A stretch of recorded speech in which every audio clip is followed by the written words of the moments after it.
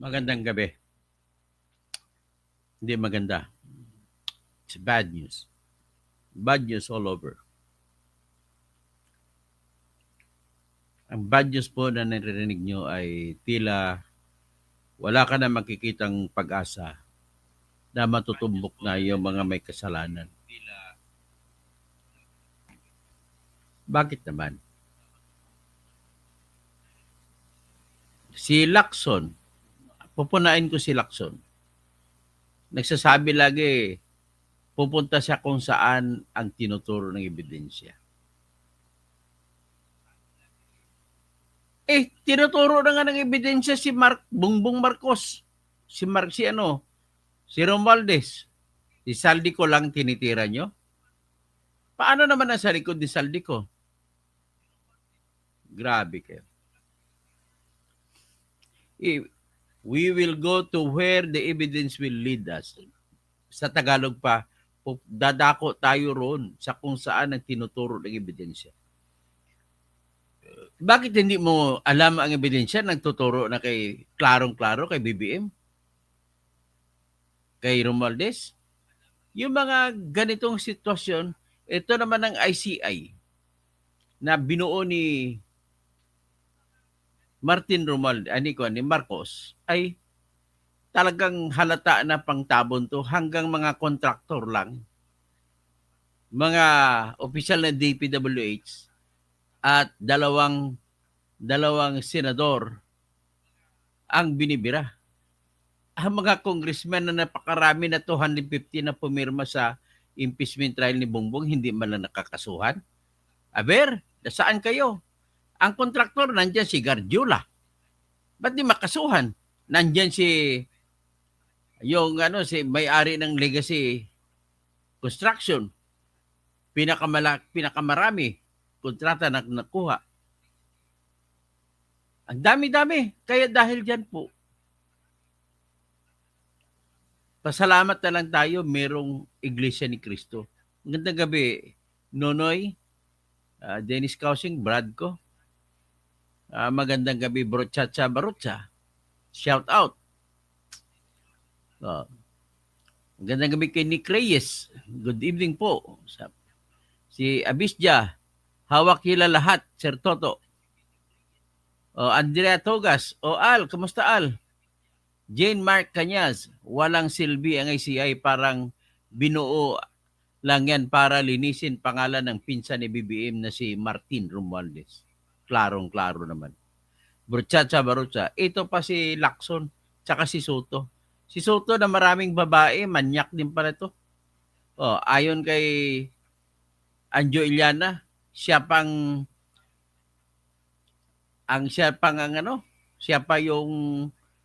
si Anjo Iliana pang taga-lakad sa babae. Marami palang kabit din ito. At baka BBM siya. Alam niya na, nagagalit si Anjo Iliana sa kanya kasi hindi niya inaasikaso yung pag-imbestiga sa flood control project. Si Joaquino, magandang gabi po. From California. Anda Togas. Okay lang dad po. I love you. Okay, I love you Al. Tapos Abisja, kala ko magagaling na abogado si Lorna Kapunan, pero bakit pabor siya kay Marcos kumpara sa mga Duterte? Mga wala pong kwenta siya. Nilalaro lang po tayo. Tapos ito pa, naalarma pa ako kasi magaling ang abogado ni Saldico. Nako, nakita ko kung paano sumagot, kung paano dumiskarte. Anong palido nun? Attorney Rondain. Magaling siya, magaling. Magaling sumagot. Pag ganito, sabi, mahirapan to na makukonvict si Saldico. Pag ganitong abogado niya. Ang hina ng mga abogado ng Pilipinas. Si Remulla lang. Ano magagawa ng ombudsman dito? Olya pa, good morning. Good morning, watching from Canada. Barutsa. Doktor to, bakit si Jose Cabral at Jessica Bonan hindi kinakasuhan? Kakasuhan din nila yan, gagamitin lang panakip butas. Grabe. Tapos, ililigtas nila si Saldi, obviously, na hindi papauwiin. So, ito ngayon, dahil po dyan, Mahiya na tayo sa Iglesia ni Cristo. Iglesia ni Cristo na ang kumuha ng trabaho para ipus itong matapos itong mga pagnanakaw dito sa ano. Kaya po ang Iglesia ni Cristo nag-anunsyo na kanina, 3 araw na rally. Ang pagkaintindi ko doon sa EDSA Shrine at saka sa dito sa Luneta Park. Alam mo naman kung mag-rally yan, milyon-milyones yan. So, kaya palakpakan natin ang Iglesia ni Cristo nakatulong sa Pilipinas. Eh sana yung ibang relihiyon sasama na rin. Makipag-join kayo, huwag kayo mag-awayan kung sa patungkol sa relihiyon. Ang Katoliko dapat sumama na rin. This is the time. Inunahan ng Iglesia ni Cristo, suportahan natin. Tanggalin na natin, BBM, resign po ang hinahabol natin. Pag natanggal po kasing ulo ng ahas, wala na rin ang ahas. Ganun po yun. Ang ulo ng ahas ng korupsyon dito ngayon ay si BBM. So ito, nag-anunsyo yung Iglesia ni Cristo. Basahin natin ang anunsyo nila. Mula November 16 hanggang November 18. Ito po. O yan, ulitin nila yung dating rally nito sa mag-rally ito. The activity will be peaceful and orderly public assembly intended to promote transparency and accountability in governance and society, the Iglesia ni Cristo said. INC to hold 3-day rally in Rizal Park at People Power Monument. 2 lugar, naku, matindi ito. For the first time in history, sa mga presidenteng iba, hindi nangyari ito. Kay Bongbong lang ng presidency nangyari ito. So the Iglesia ni Cristo will hold a 3-day rally in Rizal Park in Manila and at the People Power Monument in Quezon City from November 16 to 18 to call for transparency and accountability.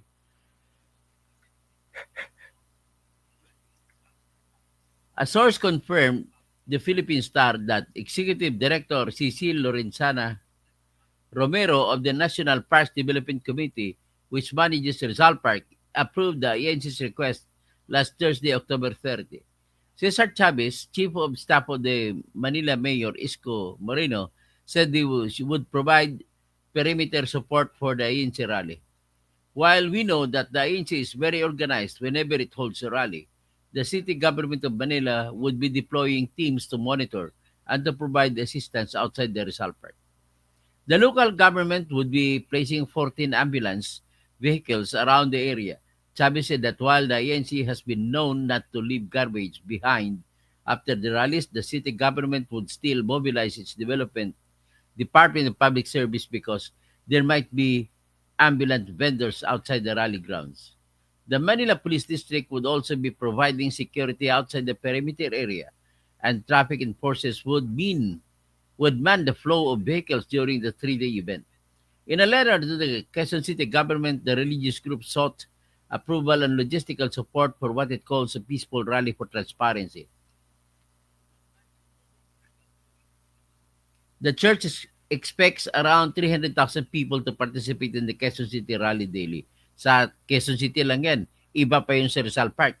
The activity will be a peaceful and orderly public assembly tended to promote transparency and accountability in governance and society.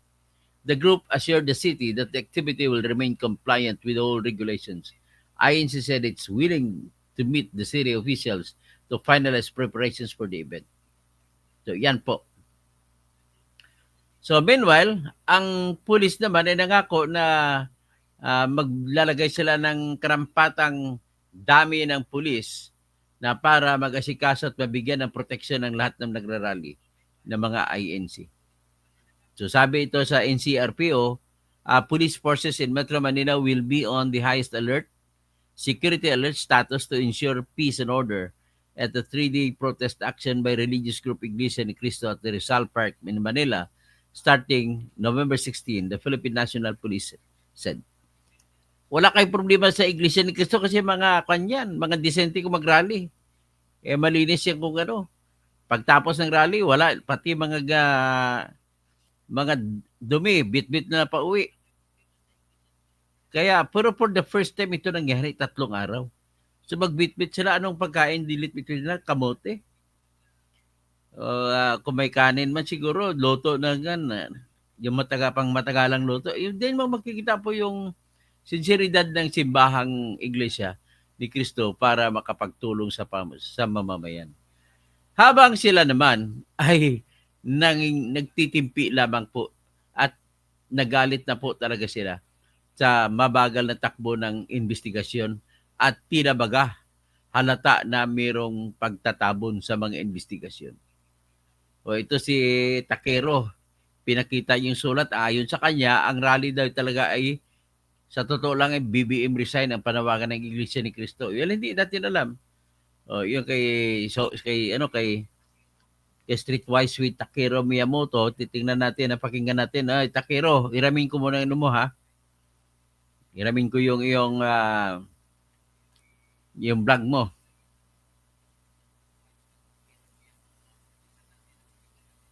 Ito. Pakinggan natin si Takero.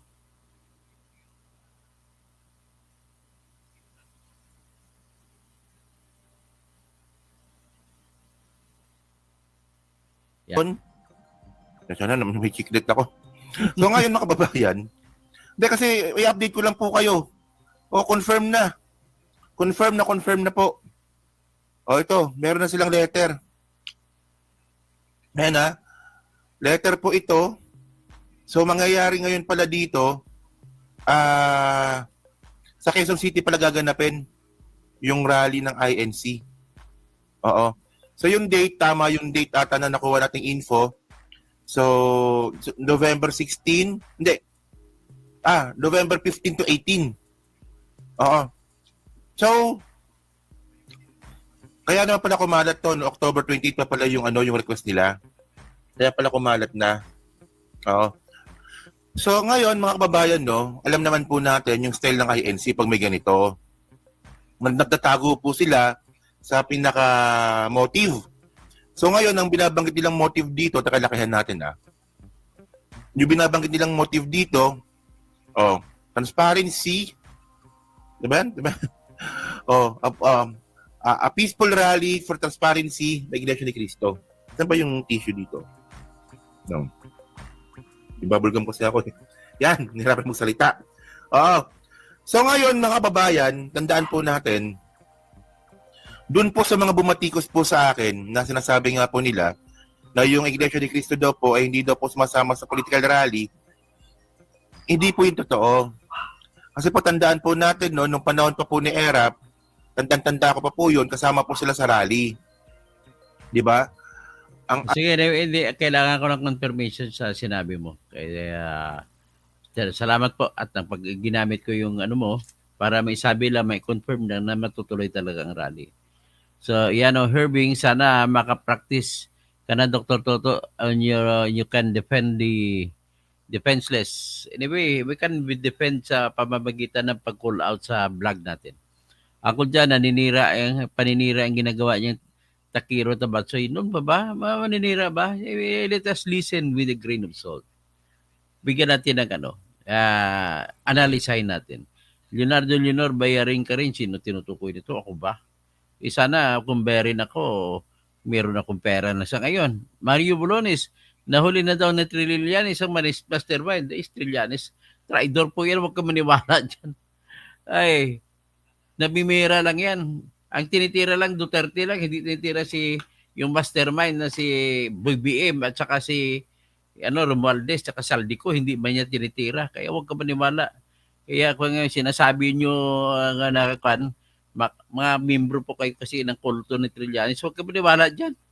Eh, sino ba nagpipinan sa kanyang biyahe papunta sa Diheg? Ang laki-laki ng gastos, kalahating milyon lang may ubusin.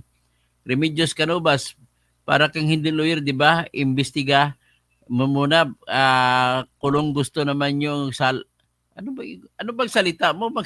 Ayusin mo na salita mo, Remedios Canovas. Para ka magsalita, hindi ka parang bulol Romel Garcia, magandang gabi po, Dr. Edgar Nacion, Dr. Toto, good evening po. Bernard Magtibay, 569. Julia Pa, good morning. Watching from Canada. Okay? So, yan po masabi ko. Sino pa? Si Celso Atiliano. Pa-shoutout, Doc. Kami dito sa General Trias Cavite. Aba, dumaan ako kanina sa Gentry. Abis niya, akala ko magagaling na abogado si Lorna Kapunan, pero bakit pabor siya kay Marcos? So ito po yung sa aking puntos dito. Ay pasalamat na rin lang ako, Andrea Guico, na mayroong active sa politics ng mga politiko na relihiyon. At pasalamat po ako at ginagawa ng Iglesia ni Cristo yan. Kasi bakit? Kung ang teorya yan, sabihin natin may separation of church and state na nakalagay sa ating konstitusyon. But then the church is built of the people who are Filipinos. Pag titingnan mo ng gobyerno, built of people who are Filipinos also. So, ang interest naman ng lahat ng klaseng simbahan ay magkaroon ng mamamayan na maayos. Na nakatira sa kung pwede parang kaligayahan araw-araw at nakatira sa katahimikan. Nakatira sa at least eksakto lang tama-tamang kayamanan para mabuhay ng maayos. Ganon din ang interest ng pamahalaan. So ngayon, para naman mananatili yung pakay para makuha ng simbahan ang pakay nito na magkaroon ng mamamayan na maayos, kailangan proteksyonan nito ang mamamayan na maapektahan sa mga masamang impluwensya sa gobyerno.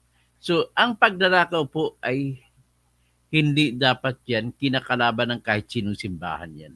Kahit simbahan ng Muslim, simbahan ng Kristiyano, simbahan ng Iglesia ni Cristo, simbahan ng Katoliko, simbahan ng mga Baptist, lahat-lahat po na simbahan ay against sa corruption. So, narinig ko yung mga sa ganang Katoliko naman, sa pulpito, lagi nagbabanggit ang mga pari laban sa corruption. Alam ko rin sa mga Christian churches na kung tawagin, maliban ng kay Benny Abante, nagbabanggit ng laban sa corruption.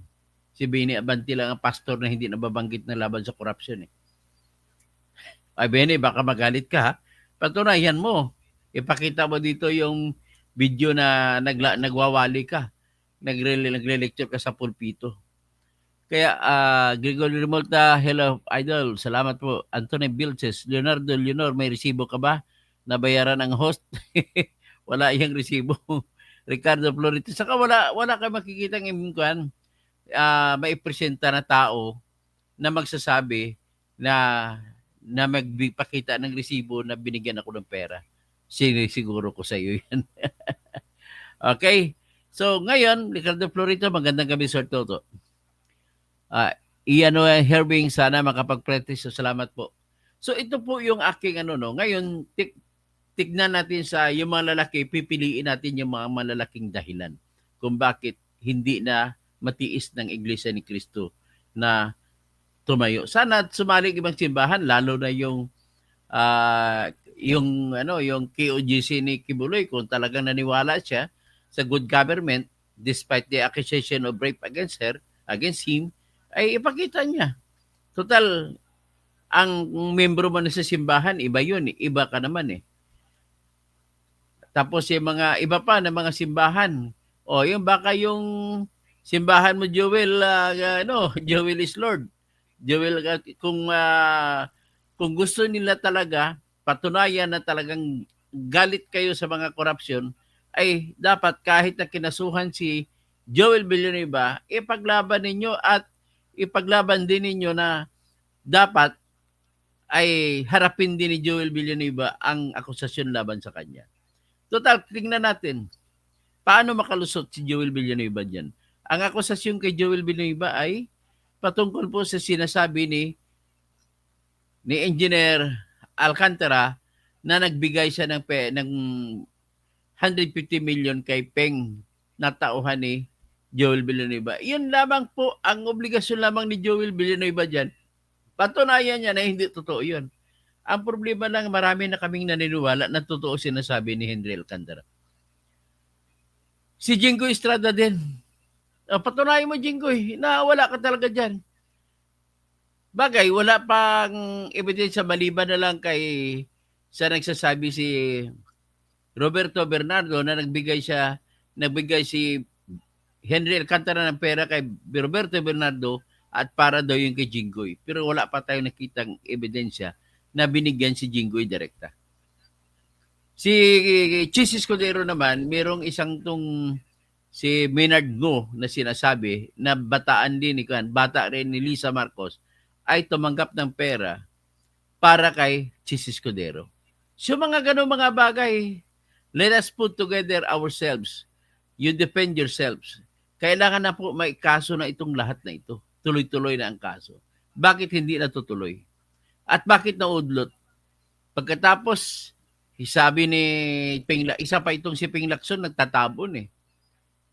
Magkano kaya bayad kay Ping Lacson mula kay Romualdez? At bakit hanggang kahit si Saldico hindi niya may papatawag?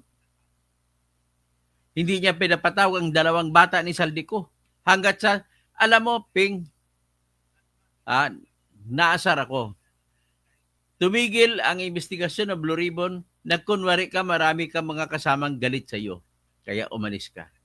Pero ang katotohanan dyan ay tumutok na kasi nag-umpisa na tumbok na si Saldico at si Romualdez sa testimonya ni Gutesa pagkatapos yung tinigil mo na.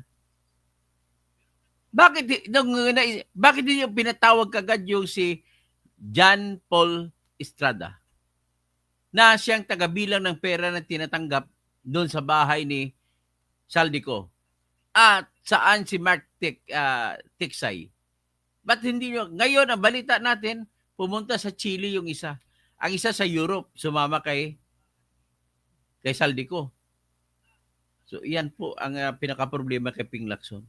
Lahat po ito ay ayaw mangyari na naasar na po yung Iglesia ni Cristo dyan. Kaya pasalamat ako sa Iglesia ni Cristo at ganun po naging desisyon ninyo. Suportahan natin sila kung pwede, sumama din tayo sa kanila. Kung may time kayo, kahit hindi kayo Iglesia ni Cristo, kahit mga Muslim kayo, sumama kayo. Para lang ipakita natin ang pwersa natin. Samahan natin sila. 3 araw, magbitbit kayo ng kamote. Magsaing kayo ng kamote, 3 araw ang kainin ninyo. May bitbit lang kayong tubig. Ganun po. Anyway, para po kailangan na talaga i-survive natin ang bansa natin. Sa totoo lang, Diyos ko, naawa. Nakikiusap ako sa inyo. Hindi nyo ba nadarama ang hirap ngayon kumita ng pera? Hindi nyo ba nadarama? Magtanong kayo sa lahat ng tindahan, kahit yung 7-Eleven dyan, lahat yan. Hindi nyo ba alam na sila po ay kukunti nang bumibili sa kanila? Hindi nyo ba alam yan na maraming mga nagsara ng mga tindahan? Hindi nyo ba alam na maraming mga abogado ang hindi makasingil sa kanilang mga kliyente dahil walang pera kliyente nila? Hindi nyo ba alam, pati mga doktor, lahat po. Bakit po? Ganito po kasi ang batas ng totoong masiglang ekonomiya, dapat ang lahat ng pera ay lumalabas, paikot-ikutan na sa lahat ng kamay ng mga tao sa isang bansa. Ngayon, hindi umikot-ikot. Kasi bakit?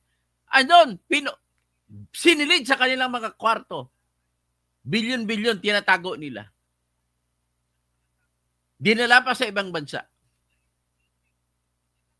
Bakit natin hinayaan na magkaganon na tumakbo si Saldico? Ang tinakbo ni Saldico po, hindi lang po pera niya ang dala niya. Pati pera po para kay Bongbong Marcos, pera para kay Romualdez, tinago nila doon. O sisain natin kung bakit ko sinisisi si Bongbong Marcos. Kung bakit din siya sinisisi ni Kabsat Chavit Singson. Una, siyang presidente. Pangalawa, ang presidente lamang ang makapagbibigay ng go signal para mailabas ang pera panggastos. Pangatlo, ang mga pagkakagastusan ng mga proyekto ay nausisa lahat yan ni BBM nung bago niya pinirmahan ang batas na tinatawag na General Appropriations Act.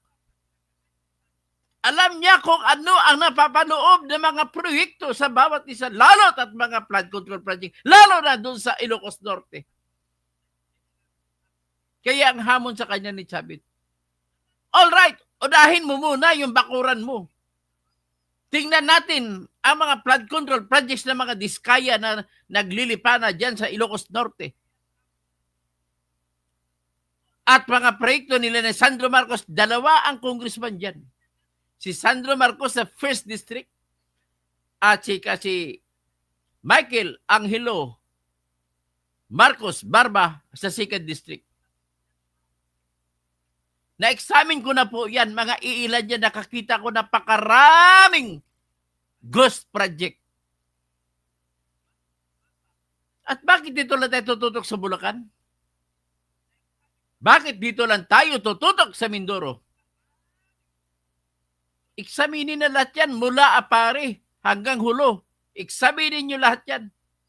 Ngayon, kawawa. Nakita nyo na kung anong epekto ng bagyo, ng baha. 50 plus na po ang patay ngayon sa Cebu. Matindi po ang baha. Marami pong namatay doon po. Sa sitwasyon na akala nila hindi abutin ng tubig ang kanilang bahay. Nasa loob sila ng bahay nila, hindi sila makatakbo. Nalunod po sila sa tubig. Sa loob ng kanilang mga bahay. Kasi ang mga tubig o maapaw, lampas pa sa bubong ng mga bahay nila. For the first time ever na nangyari yan. Ikaw may flood control sa Ilocos, sa Bulacan, sa Bicol, meron din sa Cebu. O bakit na gano'n nangyari?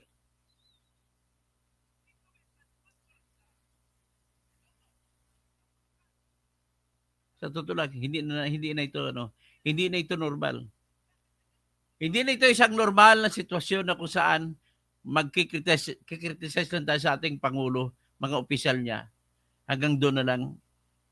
Ngayon ito, a matter of life and death na. Kasama ito ang nakakadiri dito kasing diri po sa nangyari doon sa Tabuk City, Kalinga. Kung saan ang isang tatay na dating wala ng trabaho sa construction dahil natapos na ang construction, wala siyang pera, mapakain, nagnakaw siya ng gatas para ibigay sa kanyang anak. Nahuli siya sa awa ng hepe ng pulis. Binayaran ng hepe ng pulis ang pera na kapalit o katumbas ng halaga ng gatas na kinuha niya at ipinainom sa anak niya yung gatas. Ang tatay kasi na yun, inabandona siya ng asawa niya, ng kasama niya na iniwan ng bata sa kanya. Wala namang, hindi ko maintindihan. Kumbaga, iyan yung kasama niya na walang lakas na loob na lumaban sa buhay. Iniwan ang kanyang mister. Iniwan ang anak doon. Ay, nakakaiyak yan. Maaari mong mapatay ang tatay dahil nagnakaw. Pero hindi mo matitiis yung batang umiiyak na walang mainom na gatas. Construction worker siya.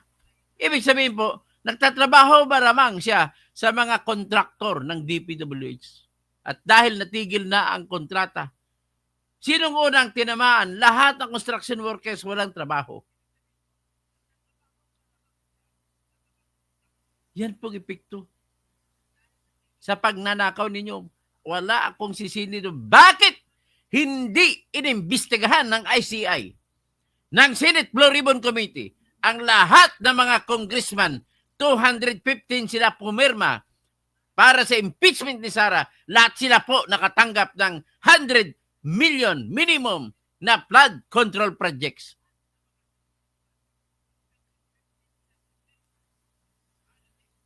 Andyan pa ibang mga interest ko, mga kanilang mga pinaglalaban, mga sariling pang-sariling interest lamang.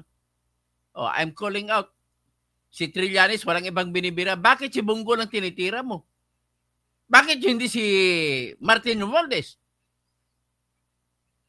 Bakit hindi si Saldico? Naging senador ka pa naman. Alam mo ang proseso ng batas. Na hindi magagawa ni Saldico ang mga proyekto ng mga flood control projects kung walang go signal ni Martin Romualdez at saka ni Bongbong Marcos. Kahit sino na saldiko ay takot maglagay ng proyekto kung ayaw ng boss. Huwag niyo sabihin sa akin si Saldico lang may utak nun.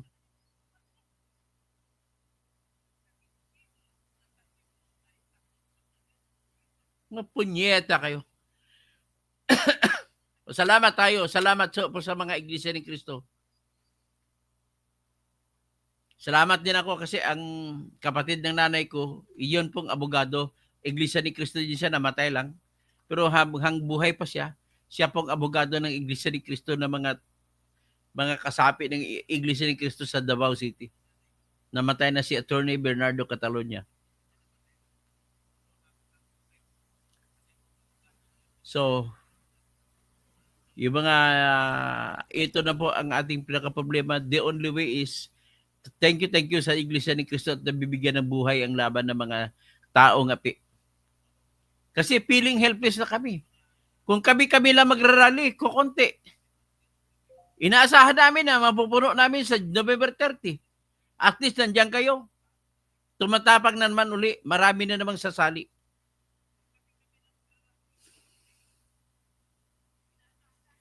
O sige, mag-shoutout na lang tayo. Walang kwenta tong si ano na yan, si Jackis na yan. Pahayaan nyo yan. Siya lang kakampi niya, sarili niya lang.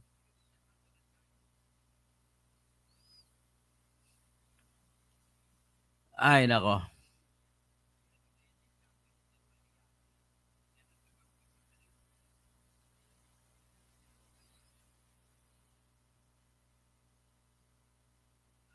Okay, si Abisja.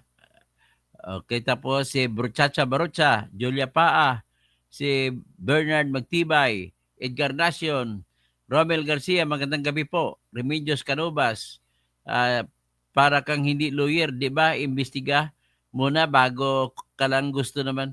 Ito hindi niya alam ni Remedios Canubas ang kanyang pinagsasabi. Buba ka talaga. Mabagal na nga investigasyon. Kaya nga sila na nag-imbestiga, pinipirsa natin at bilisan nila at walang patago-tago kagaya ng ICI. Napakabububo talaga, Remedios. Pasensya ka na. Perni Pinto, magkano ba bayad sa'yo ni Romualdez? Ha? Magkano bayad sa'yo ni BBM? Siguro 15,000 naman ka. Isa kayo sa binayaran ng mga kwan. 15,000 naman. Si Mario Bolones, nahuli na daw ni Trillanes sa wala yan. Kwento ni Trillanes. Huwag ka ba niwala ka Trillanes? Isang ugok yan. Leonardo Leonor, bayarin ka rin. Uncle Jan, paninira lang ginagawa niyong Takiro. Kay Takiro, galit siya kay Takiro. Yano Herving, sana makapractice ka na, Dr. Toto. Salamat po. Ricardo Florito, magandang gabi, sir. Andrea Guico, watching from Singapore. Slick Rick. Si Remedios, kain diaper na may etyas. Ricardo Florito, para matablan na si BBM sa 3 araw na rally. Dapat matablan na siya. Isuko niya na mag-resign na siya. Anthony Vilches, si Leonardo Dilinor, may resibo ka ba? Nabayaran ang host? Wala silang resibo dyan. Gregorio Revolta, hi, hello po, idol. Chiki, nako, kahit 1 taon kayo mag-rally, kayo at kayo na rin lang dyan, hindi kayo ang magtatagumpay. Ayun, isa itong Chiki na to, troll ito. Troll ni BBM, tsaka troll ni Romualdez. Gerald Calzado, may flood control, bangag, project ba dyan? Gerald Calzado, breaking news, si Bangag, noon, bangag pa rin ngayon. Valerie Serna, Gerald Calzado, hashtag, nasaan si Kim Bunjing, Tambaluslos, Crocs Country, style mo talaga, Gerald Calzado. Shoutout muna sa lahat ng Narsville Bautista Intuma. Kaya pala kayong mga kayang-kaya nila mag-tour sa safari, whole family. Ayun, nagsutour pa sa safari. Anthony Vilches, takot lang mga yan. Laging sanggalang ang Church of State. Pero si Cardinal Sin, parang gawing hero ng mga dilawan. Kung Church of State ang pag-usapan, mas masahol pa sila. Gerard Kopyas, paano mo nalalaman, Panot? Slick Rick, Sabi nga ni Bad na si PBM ang magpaupo kay Tito Sen para magiging Senate President. Sabi ni Bad na isang ba? Wala. Hindi ko alam kung ano ibig sabihin, pero siyempre naniwala ako na si BBM ang napaupo kay Tito Sen para harangan ang investigasyon, para isara ang Blue Ribbon Committee investigation. Bing Lanceta, good evening sir. Romel Bingson, naimbag Rabi, Tirador, Doktor, Engineer, Attorney Toto, ICI at Blue Ribbon Sarsuela, walang kredibilidad. Protector na nga. Ayan. Kamsata, Josel Rose, yung greed ng mga politician sobrang nagpapahamak sa mga tao, nagkakamatay na sa baha. God bless the Philippines. 52 na po ang huling bilang na namatay sa Cebu, sa baha sa Cebu City. Jacques Di Mole, hindi mo rin ba alam na ayaw ng military kay Inday Sayad?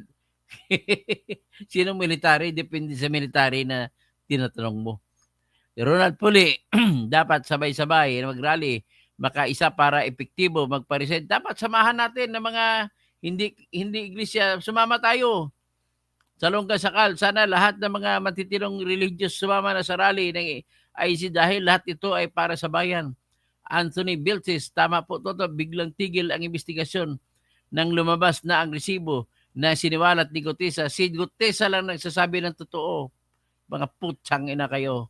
Mga punyeta kayo. Si Lacson, punyeta ka Lacson. Oh.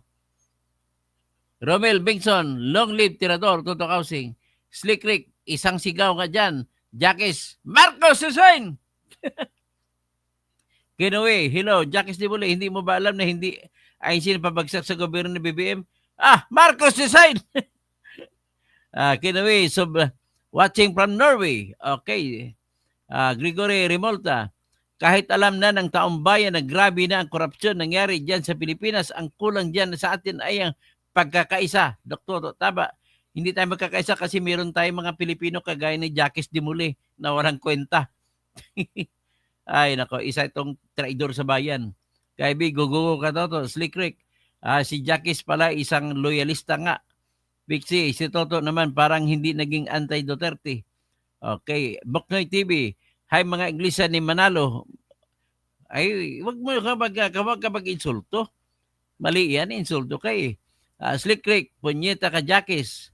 Jacques Di Mole, si Romualdez, panahon pa ni Duterte na mayagpag hayan sa corruption kasama si Saldico.